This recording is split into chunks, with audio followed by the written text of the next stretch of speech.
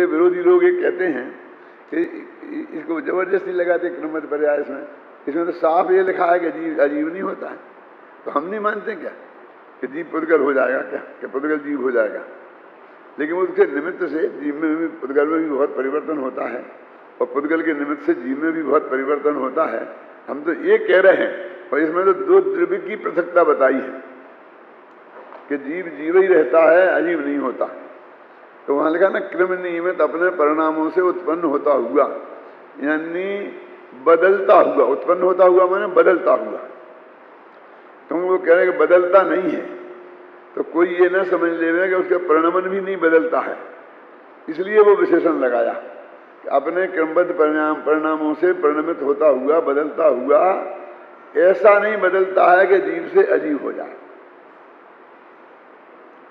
इसको और सरल करें तो जैसे एक ये भारतीय जनता पार्टी है, एक कांग्रेस, दो पार्टियां हैं।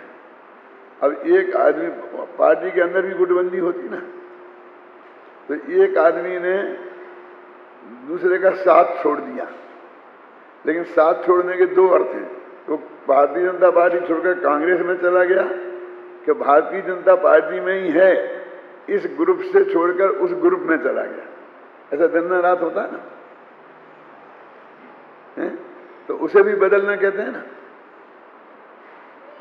इस ग्रुप से छोड़कर दूसरे ग्रुप में जाए, उसे ही बदलना कहता है।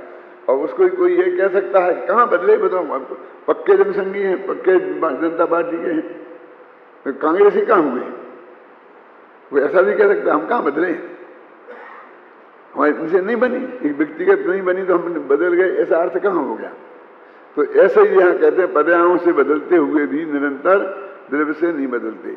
तो जहाँ बदलाव होता है उसमें एक द्रव्य दूसरे द्रव्य के निमित्त से वो बदलाव होता है, एक द्रव्य दूसरे द्रव्य में निमित्त होता है। निमित्त होता है, वो उसका कर्ता नहीं होता है। फिर भी भाषा आगम में भी ऐसी आती है कि उससे बदलाव हुआ, उसके निमित्त से बदलाव हुआ, ऐसी भाषा आती कि नहीं आती? तो उसे भ्रम हो जाता है।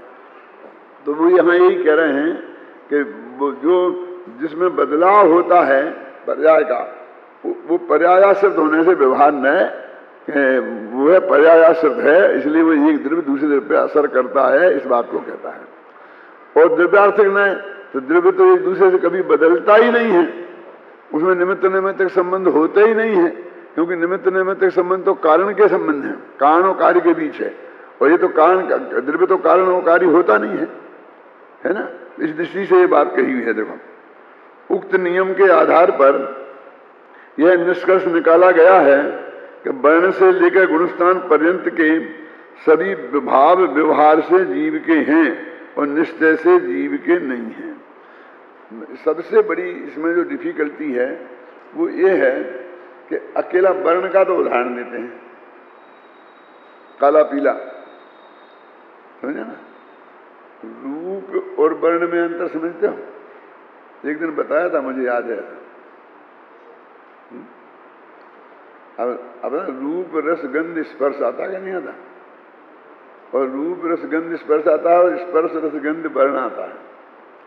तो एक जगह वर्ण आया और एक जगह रूप आया, तो रूप में और वर्ण में क्या अंतर है? कभी सोचा? उसमें देखने से क्या, उसमें क्या मिलेगा? वो कुछ नहीं मिलेगा उसमें। वर्ण में चारों चीजें शामिल हैं, रूप रस गंध स्पर्श। रूप में, वर्ण में नहीं, रूप में। बोलते हैं रूपिणः पुद्गला, स्पर्श रस वर्ण बनता पुद्गला। वो रूपी है, रूप में सब आ गया, वो वर्ण में अकेला रंग आता। तो वर्णादि भाव लिखे, रूपादि भाव नहीं लिखे हैं, है ना। तो वर्ण पे तो घटित करते हैं कि लाल रंग का वर्ण है, ये लाल रंग बदल के दूसरा हो सकता है। जैसे आम हरा होता है और वो समय पाकर के पीला हो सकता है। तो घटित तो करते हैं वर्ण पे और फिर कह देते हैं कि एक गुण स्थान पर्यंत सब इसको ऐसा ही घटित कर लेना, जबकि वो रागादि भाव और गुण स्थान पर्यंत भाव हैं, वो सब बहुत तो औपाधिक भाव स्पष्ट ही है। और जब गुणस्थान आदि भाव कहते हैं तो 13वां और 14वां गुणस्थान लो तो वहां जीव पूर्ण वीतरागी जो सर्वज्ञ है, जीव की अवस्था का नाम गुणस्थान है ना, तो उसको भी तो घटित करते हैं। अभी आएगा दिक्कत तो यह घृत कुंभाविदाने पी कि घी का घड़ा और पथिक लुटते देखकर कहते हैं ये रास्ता लुटता है। उदाहरण तो दिए इतने स्थूल और उसके हिसाब से घटित किया कि गुणस्थान आत्मा नहीं है, वर्ण आत्मा नहीं है, उसमें तो घटित हो जाता है वो।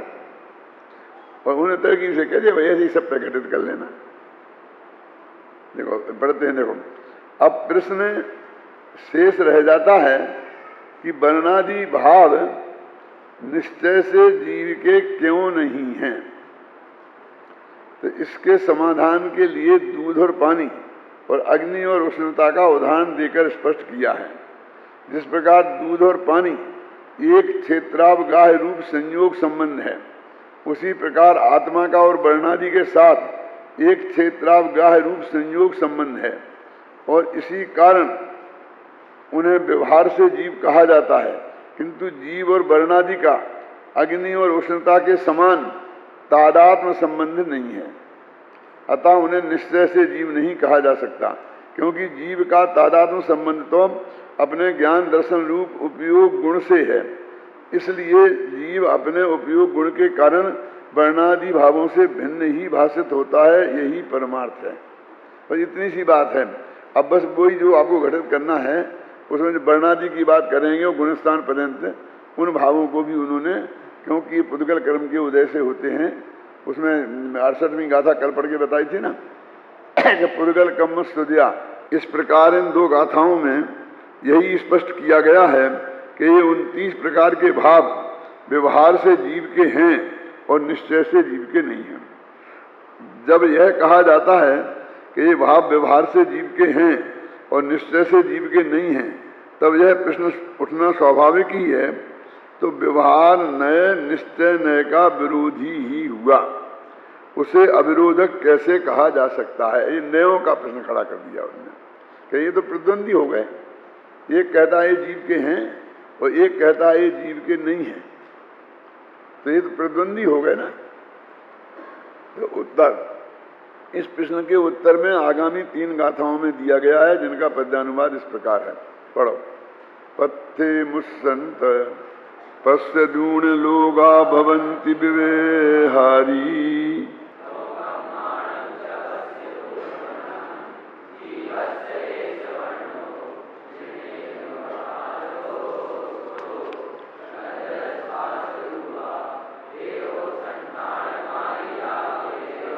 कि पथिक लुटते देखकर और जगजन ऐसा कहते हैं कि ये रास्ता लुटता है। तो रास्ता तो लुटता नहीं, रास्ता को कौन लुटता है?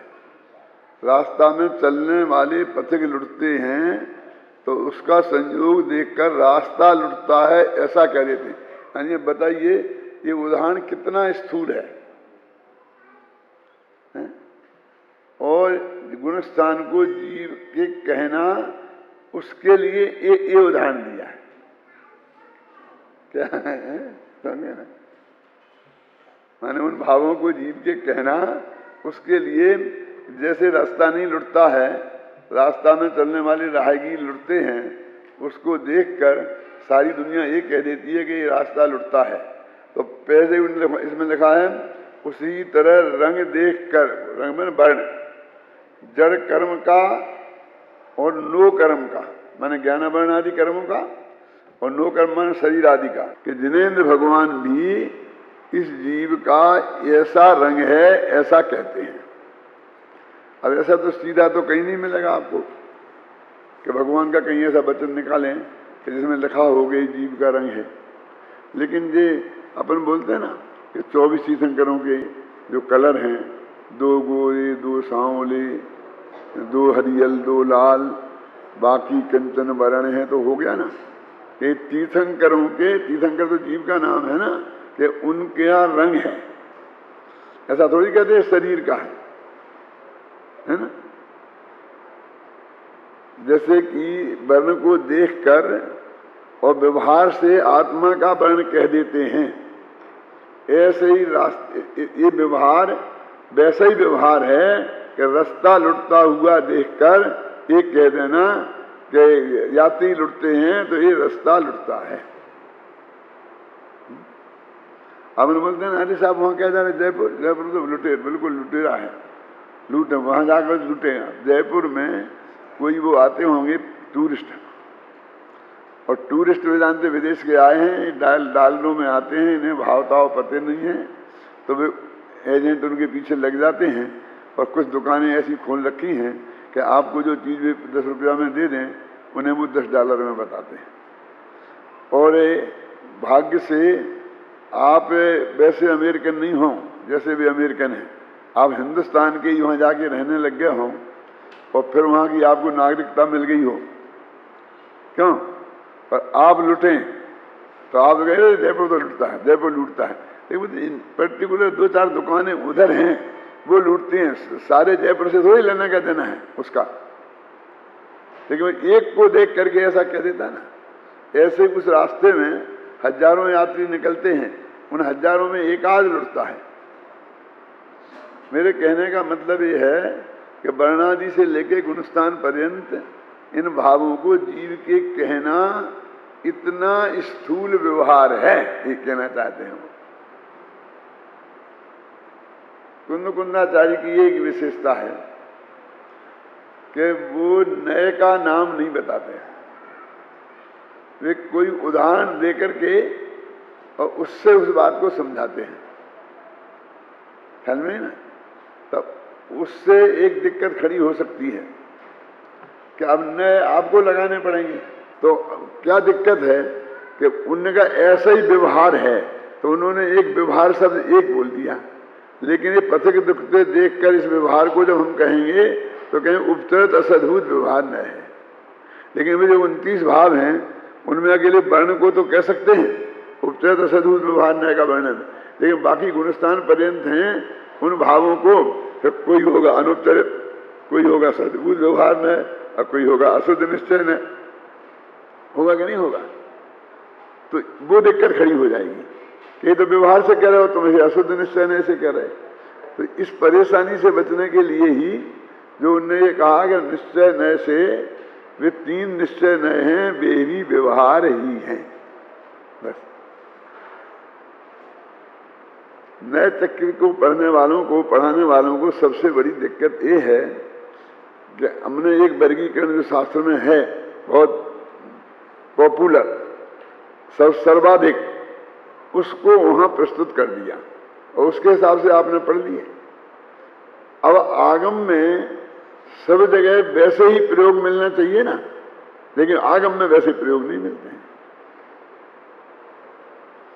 जैसे कि प्रवचन सार की 189वीं गाथा में आत्मा को रागा जी का कर्ता शुद्ध निश्चय नहीं से माना है। अब कैसे होगा,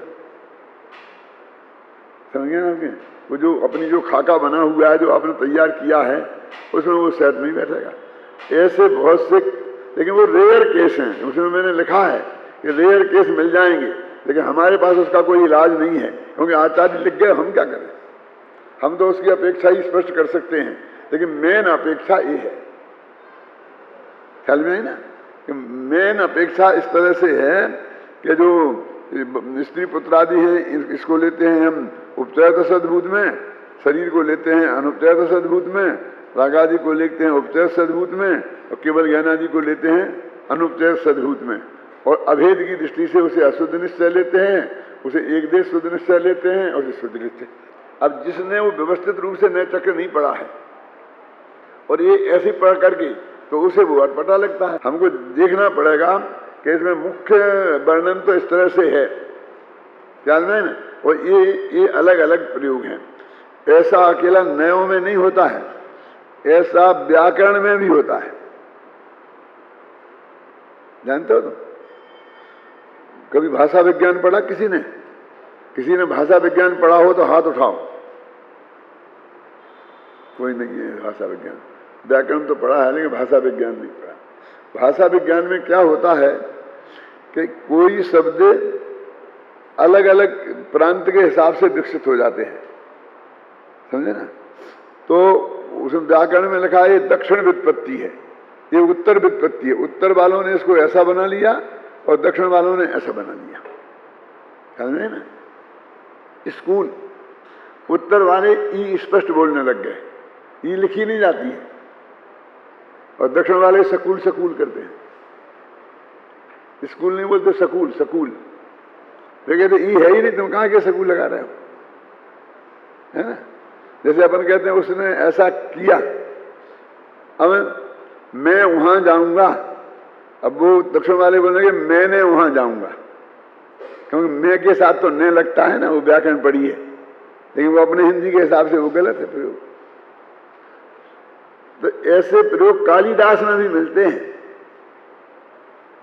कि जो व्याकरण से सम्मत नहीं है। क्यों कि कालिदास ने व्याकरण के हिसाब से थोड़ी सब लिखे। बाद में वैयाकरणों ने जो व्याकरण लिखी तो जो अधिकतम प्रयोग थे उनके आधार पर उनको लिख दिया, और जो दो तरह के ज्यादा प्रयोग थे तो उन्होंने कह दिया कि ये ऐसी विकल्प से ऐसा है, बोलते ना विकल्प से ऐसा है। देखिए व्याकरण जानते हैं ना, जैसे रामाभ्याम तृतीया के वो तीन जगह भ्याम भ्याम आता ना, और 2 जगह भ्या भ्या आता, समझ गए ना। तो वो संस्कृत में तो उन्होंने कह दिया कि 8 कारक है, 8 जो हैं विभक्तियां, उसमें 3 जगह ये आएगा, लेकिन प्राकृत ने और अभ्रंश ने कह दिया कि नहीं, उसमें 2 होती नहीं, चतुर्थी और षष्ठी और द्वितीया एक ही होती है, उन्होंने उसको खत्म ही कर दिया। जब दोनों में एक सही रूप है तो एक ही होती है ना, वो कहते हैं। ये कहने का क्या मतलब है कि तीनों में ऐसा रूप बनता है। जब दोनों में एक सही रूप बनता है तो वहां द्वितीया होती नहीं, चतुर्थी होती नहीं, समझ गया। तो इस तरह से प्रयोग होते हैं। तो ये हर जगह आपको इन नयों के संबंध में भी समझना पड़ेगा। ये बहुत विद्वत्ता की बातें हैं, ये साधारण लोगों के पकड़ की बात नहीं है। साधारण लोगों को तो यही समझना पड़ेगा कि वो जो बता रहे हैं उनने जो अपेक्षा बता दी है उसे चुपचाप शांति से स्वीकार कर लें, क्योंकि उसके पास उनके पास भी कुछ नहीं है। कि जो नियम है, नियम बनाए हैं, हमने वो पढ़ा है नए चक्र व्याकरण। अब किसी आचार्य ने उसके विरुद्ध प्रयोग कर दिया तो हम क्या करें उसके लिए। 2000 वर्ष पुराना प्रयोग है तो हम उसे हटा सकते हैं क्या? और एक प्रयोग के पीछे नियम बदल सकते हैं क्या? तो 10 जगह दिक्कत खड़ी हो जाएगी, एक की जगह बदलेंगे तो उस तरह से स्वरूप चलता है। जो टीका पढ़ते हैं इसकी। जिस प्रकार मार्ग में जाते हुए किसी संघ को लुटता देखकर मार्ग में संघ की स्थिति होने से उसका उपचार करके व्यवहारी जन यद्यपि ऐसा कहते हैं कि यह मार्ग लुटता है, तथापि निश्चय से देखा जाए तो आकाश के अमुख भाग स्वरूप मार्ग कभी नहीं लुटता, क्योंकि उसका लुटना संभव नहीं है। वो कहते मार्ग माने क्या? आकाश का वो हिस्सा मार्ग माने आकाश का वो हिस्सा। तो आकाश का हिस्सा तो कभी लुट नहीं सकता, क्योंकि उसका लुटना असंभव है। जो बात असंभव है ये व्यवहारी जन उसको भी व्यवहार में प्रयोग करते हैं। माने मार्ग का लुटना किसी भी स्थिति में संभव नहीं है, फिर भी वे मार्ग लुटता है ऐसा बोलते हैं।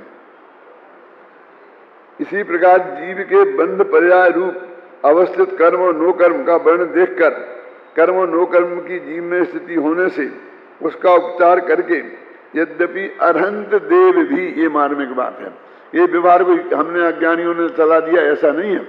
अरहंत देव भी व्यवहार से ऐसा कहते हैं कि जीव का यह वर्ण है, तथापि उपयोग गुण द्वारा अन्य द्रव्यों से अधिक होने से, भिन्न होने से अमूर्त स्वभावी जीव का निश्चय से कोई भी वर्ण नहीं है, नंग नहीं है। देखो अपने शास्त्रों में कोई किसी का नहीं है स्त्री पुत्रादि, ये चर्चा करते थकते नहीं है। फिर ये प्रथमानी योग भगवान की दिव्य धुनी में नहीं आया। क्यों? ऋषभदेव के 2 रानियां थी, एक रानी के एक लड़का और एक लड़की थी, दूसरे के 100 पुत्र और एक लड़की थी। ये सब शास्त्र में नहीं लिखा है,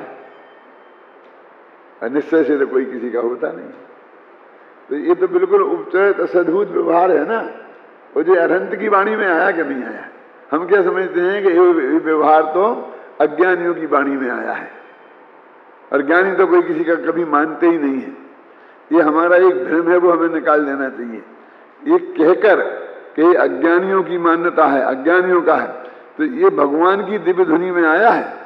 क्योंकि सारा प्रथमान योग भगवान की दिव्य ध्वनि के आधार पर लिखा गया कि नहीं लिखा गया। यदि नहीं मानेंगे तो फिर उसकी प्रमाणिकता संदिग्ध हो जाएगी, क्योंकि उसको हम और प्रमाणों से सिद्ध ही नहीं कर सकते। हम कैसे सिद्ध करें कि ऋषभदेव के 2 रानियां थी? बोलो, कर सकते हैं आप?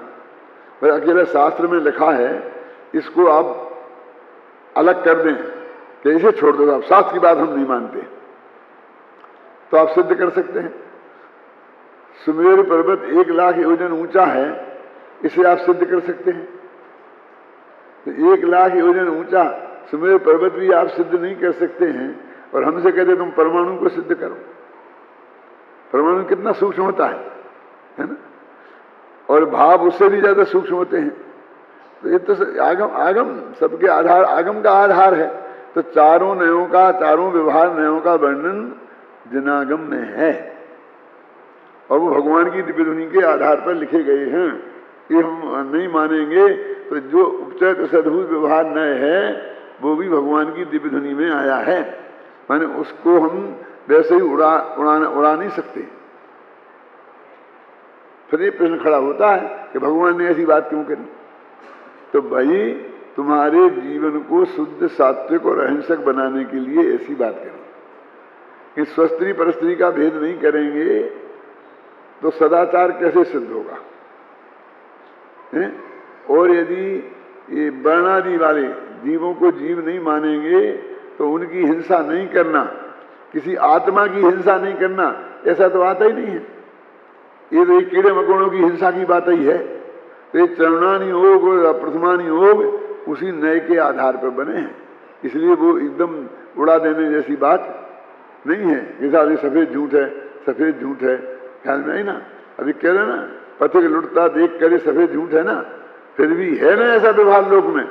तो ऐसे ही कहते हैं कि वो ऐसे ही सफेद झूठ है, लेकिन फिर भी ये व्यवहार लोक में प्रचलित है भगवान की दिव्य ध्वनि में। इसमें देखा ना, अरहंत भगवान ने ये बात कही है। अभी तक बार बार ये सिद्ध करते आ रहे हैं, वर्णादि से लेके गुणस्थान पर्यंत जितने भाव हैं, उन सभी भावों का जीव के साथ तादात्म्य संबंध नहीं है। तो शिष्य का प्रश्न है कि तादात्म्य संबंध क्यों नहीं है? असलियत में थोड़ी गहराई में जाएं तो वर्णादि के साथ कदाचित किसी को विकल्प ज्यादा न हो, लेकिन रागादि के साथ तो क्षणिक तादात्म्य माना ही जाता है। शास्त्रों में भी लिखा है गुणस्थान आदि के साथ में क्षणिक तादात्म्य संबंध है। इसलिए ये प्रश्न अकेले वर्ण के संदर्भ में नहीं है, 29 प्रकार के भावों के संदर्भ में ये प्रश्न है कि तुम बार बार कह रहे हो कि तादात्म्य संबंध नहीं है, इसलिए ये पुद्गल है और इनका इनके साथ तादात्म्य संबंध है, जीव के साथ तादात्म्य संबंध नहीं है। तो उस प्रश्न का जवाब वे आगामी 4 गाथाओं में दे रहे हैं। देखो, तत्थ भवे जीवाणम सारथान होन्ति बन्नादि